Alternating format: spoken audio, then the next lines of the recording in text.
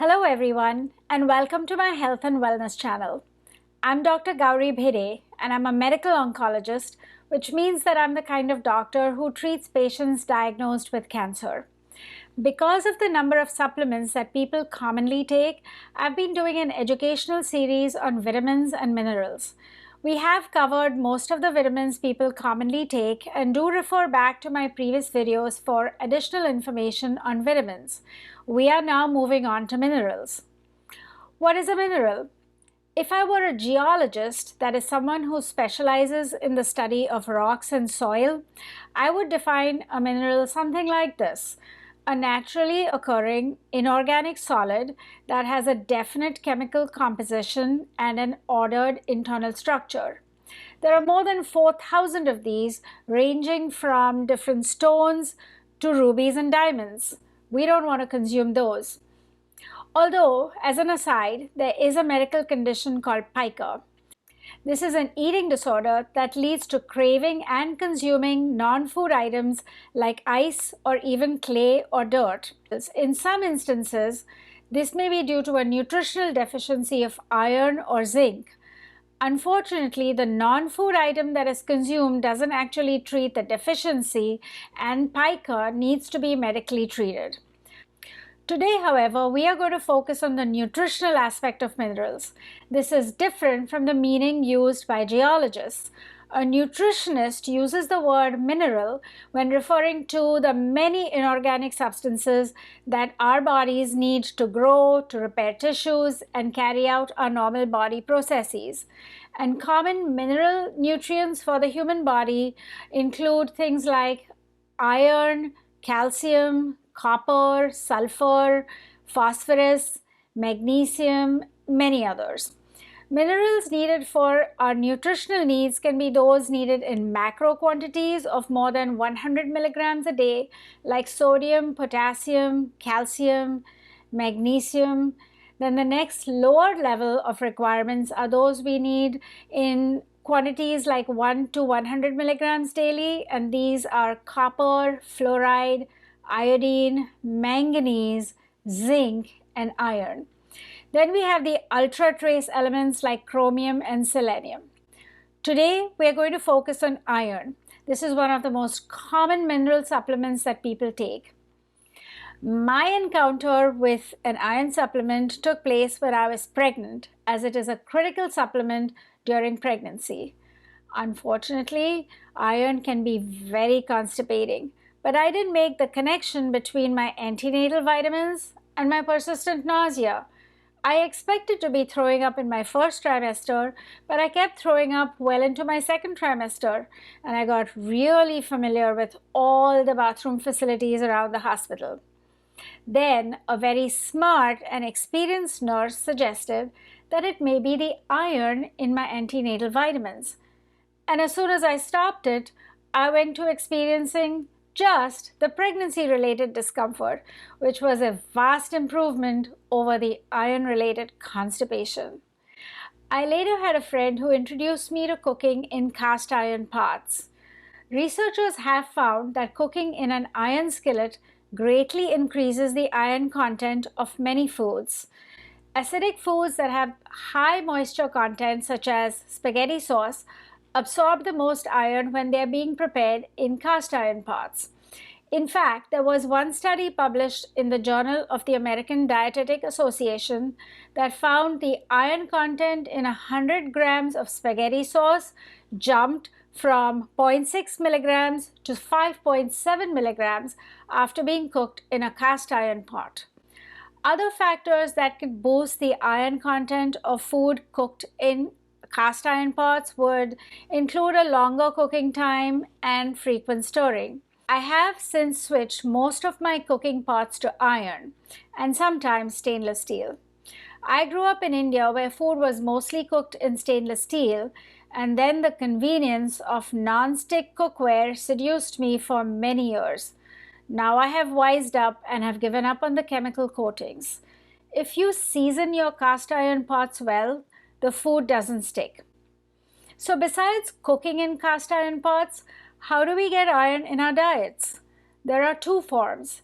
The heme form is found in meat, poultry and fish. It is more absorbable, but the downside is that the absorption is not under the body's tight regulation. The non-heme form is found in vegetables and fruit, nuts, and beans. Iron-fortified foods have become increasingly common in the Western diet. Non-heme iron is absorbed throughout the small intestine and especially in the duodenum. Breast milk contains a very highly bioavailable form of iron, which means that it's very easily absorbed by the baby. But the amounts are not sufficient to meet the needs of the growing infant after they are about 4 to 6 months old. And that's why infant formulas are fortified with iron. Absorption of dietary iron is increased by vitamin C and decreased by calcium. So if you're taking either of those supplements with your iron pill, you are affecting the iron absorption and maybe not in the direction that you want. Absorption through the gut is a very regulated process through receptors. If your body needs more iron, you absorb more. If it doesn't, you don't. The regulation works far better for non-heme iron from plant sources than for heme iron. What do our bodies do with all this iron? Iron is needed for the manufacture of hemoglobin, which is the oxygen transport protein in the red blood cell. When iron is low, hemoglobin production falls and we manufacture small, pale red blood cells, eventually developing a condition called microcytic anemia. This causes fatigue and shortness of breath because our body is not efficiently extracting oxygen from the lungs and delivering it to the tissues. If this is not corrected, the anemia worsens and it can cause angina. The iron deficiency is corrected by taking iron pills.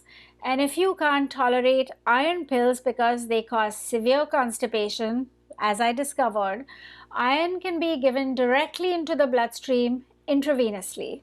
As the bone marrow receives the iron, it starts producing more hemoglobin for the red cells and corrects the anemia. You still need to take iron to replenish the iron stores, and you need to find out why you became deficient in the first place. If your diet was adequate, then iron deficiency anemia can be a red herring for a slow blood loss from your gut. It may not come out as bright red blood, but if it is a slow leak, the blood gets denatured as it transits through your intestinal tract. Your stools can turn darker or stickier. In any case, you need an investigation for the source of the blood loss. And this can range from ulcers to benign polyps and even to cancer. Just correcting the anemia is not sufficient. However, there are other obvious causes of iron deficiency like heavy menstrual cycles or multiple pregnancies and childbirths where the body just cannot catch up to the iron being lost. We have to be additionally careful with iron deficiency in pregnant women, as there are studies that suggest that maternal iron deficiency can triple the risk of delivering a low birth weight infant and double the risk of delivering a preterm infant. And there is increasing evidence that iron deficiency anemia in toddlers can lead to developmental delays which appear to be irreversible, even if iron therapy is sufficient to correct the anemia. Where else is iron important? It is found in myoglobin, which is an oxygen storage protein in tissues, and it is necessary for important cellular and metabolic enzymes like the cytochrome C and cytochrome P450 system and peroxidases and iron metalloenzymes. These are critical in the synthesis of neurotransmitters like dopamine, serotonin, and noradrenaline.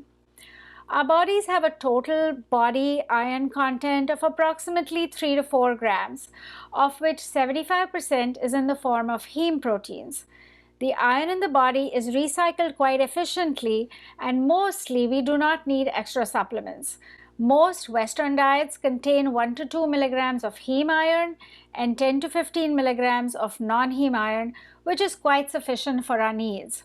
Menstruating women do lose an additional 1 to 2 milligrams of iron daily and have a lower iron store, so they are at risk for becoming iron deficient.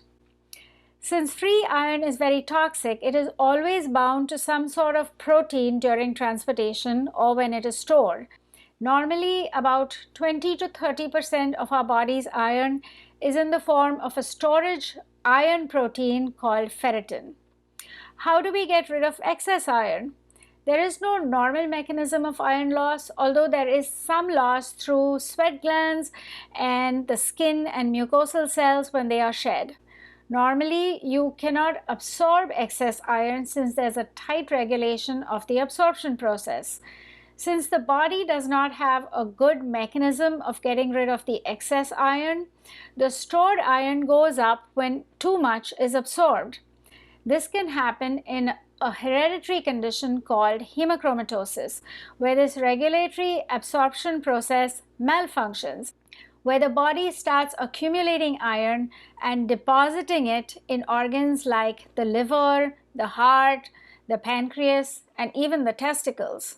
The excess iron doesn't cause immediate symptoms, but the chronic accumulation causes end organ damage. And this can eventually lead to heart failure, diabetes, and even to liver cirrhosis. Since hemochromatosis is hereditary and it runs in families, it can easily be diagnosed with a blood test. It is important to diagnose the condition before it causes any damage.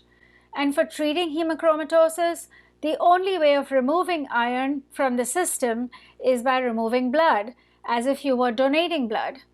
A modern day leech system, if you will. Unfortunately, this blood is not accepted for donation, even if this condition is not contagious. The blood is removed at regular intervals to bring the iron stores down from the end organs, and this is monitored by blood ferritin levels.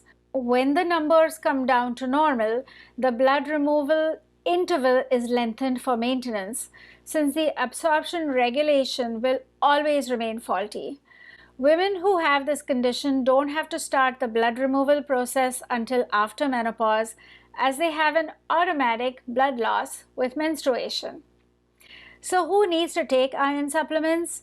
Definitely pregnant women, breastfeeding women, and babies who are more than 6 months of age who are being breastfed, as the maternal milk is not fulfilling their iron requirements.